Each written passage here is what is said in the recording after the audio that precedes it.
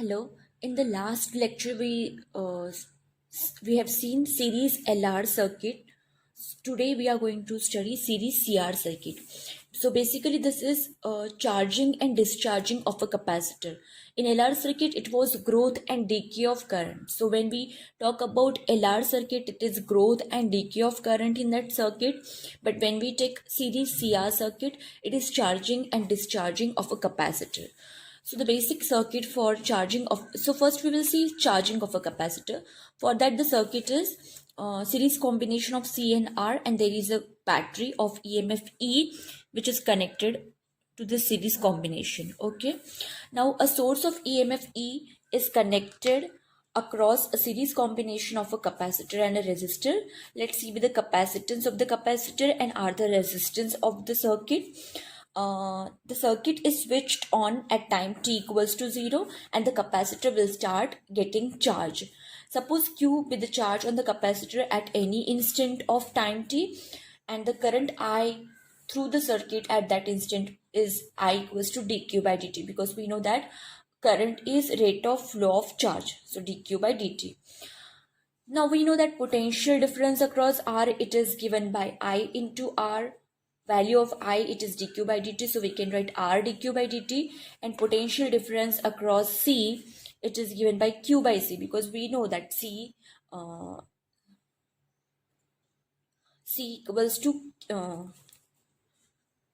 C equals to QV. We have seen this formula. So naturally potential difference across V, it will be C by Q. V will be equals to C upon Q. So you have to remember this, that what is the potential difference across R, what is the potential difference across C, what is the potential difference across L. Then it becomes very easy to solve this derivation. Now we know that total EMF of the battery E, it is voltage across capacitor plus voltage across current. So this is the Kirchhoff's equation which we have written for the LR circuit. A similar equation we wrote for the LR circuit. This is for the CR circuit. So the procedure is almost same. So E equals to Q by C plus R dQ by dt. Now R dQ by dt equals to E minus Q upon C. I shifted one term on the other side. Now I will divide by R. So dQ by dt equals to E by R minus Q upon RC. I want to take RC common. So what I will do? Multiply by C, divide by C. That is what I have done over here. And then I have taken minus 1 upon RC common. So as I have taken minus 1 upon RC common, I will get Q from this term, and minus 1 upon RC common. So I will get CE. So that is what I am getting over here. Now I will separate the variables. dq upon, I will shift this Q minus CE term over here. It is equals to minus 1 upon RC into dt. So integrating both sides, integration of dq upon Q minus CE equals to minus 1 upon RC integration of dt. So we know that integration of dq by Q, it is log of Q minus EC. It is equals to minus 1 upon RC, as it is integration of dt is t plus C. That is the constant of integration. Now we have to find out this constant of integration. So we will substitute the initial condition. Initially, when time is 0, we know that charge is 0. And as the time proceeds, and then gradually the charge starts growing in the on the capacitor. So initially at t equals to 0, we have Q equals to 0. So I will substitute it over here. So log of Q0. So I will get log of minus EC. It is equals to T0. So this term will be 0 plus C. So I'm getting C equals to log of minus EC. So this equation 1, when I substitute the value of C over here, this equation 1 will become log of Q minus EC. It is equals to minus 1 upon RCT plus log of minus EC. I will shift this log term over here. So I will get log of Q minus EC upon minus log of minus EC. It is equals to minus T upon RC. Log A minus log B. That will be log A upon B. So that is how I am getting this. Log of Q minus EC upon minus EC equals to minus T upon RC. So then taking antilog of both sides. So antilog of this will be Q minus EC upon minus EC, and antilog of this term will be E raised to minus T upon RC. So Q minus EC equals to, I will shift this minus EC term over here. So I will get minus EC E raised to minus T upon RC. I will shift this EC term over this side. So I will get Q equals to EC minus EC e raised to minus t upon RC. Now from these two terms I can take EC common. So I will get Q equals to EC 1 minus e raised to minus t upon RC.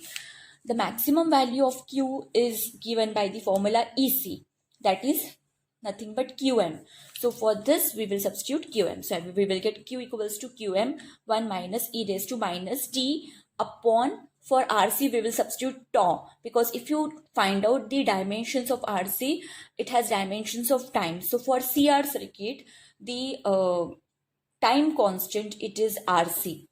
So in equation Q equals to QM 1 minus e raised to minus t by tau, we have QM equals to EC, we have tau equals to RC, and remember this formula because it is very important for solving the numericals. So if we plot the graph, how do we get? Now see, when t equals to tau, that is time constant, Q equals to QM 1 minus t by tau, it will become minus 1, and QM into 1 minus 1 upon E. We know the value of E is 2.718. So if you substitute that value and calculate, you will get Q equals to 0.63 QM, or you can write Q equals to 63% of QM. So we can define time constant for RC circuit as the time in which the charge increases to 63% of its initial value. So suppose we plot a graph. This is time on x-axis, charge on y-axis, and with time the charge keeps on growing like this. So when t equals to tau at this point, suppose this is the maximum charge and this is the 0.63% of QM. So when t equals to time constant, charge is 63% of its maximum charge. So this is how the graph looks like. So now we will find out the charging current. We know that I equals to dq by dt equals to d by dt. We will substitute the value of Q, that is QM 1 minus e raised to minus t by tau. I will multiply by QM to the bracket. So I will get QM into 1 QM into this term, I will get QM e raised to minus t by tau. Now I will differentiate with respect to t. So QM is constant, so differentiation of QM, it will be 0, minus QM as it is, differentiation of e raised to minus t by tau is e raised to minus t by tau, and again differentiation of minus t by tau, so minus 1 upon tau, because differentiation of t, it is 1. So that is how I am getting 0 minus QM minus 1 upon tau e raised to minus t by tau. So I can write I equals to QM upon tau e raised to minus t by tau. QM, we know the value of QM is CE, and value of tau, it is RC. So this C will get cancelled. We will get E by R, e raised to minus t by tau. We know that E by R, it is nothing but the maximum current in the circuit. So we will get I equals to Im e raised to minus t by tau. So when capacitor gets fully charged, current decays exponentially with time and eventually becomes 0, because this, if you check this equation here, the current is decreasing exponentially. So when capacitor gets fully charged, current decays exponentially with time and eventually becomes 0. Now let us find out the potential difference across R and C. We know that VR equals to I into R. So if I substitute the value of I will get Im e raised to minus t by tau into R, and which is nothing but equals to e raised to minus t by tau.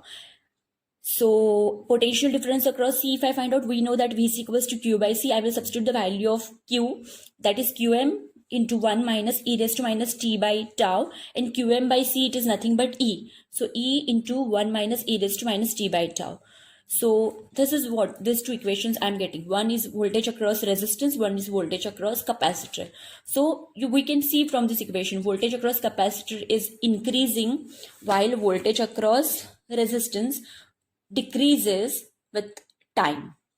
So this is all about charging of capacitor in CR circuit. In the next lecture, we will see discharging of a capacitor in CR circuit.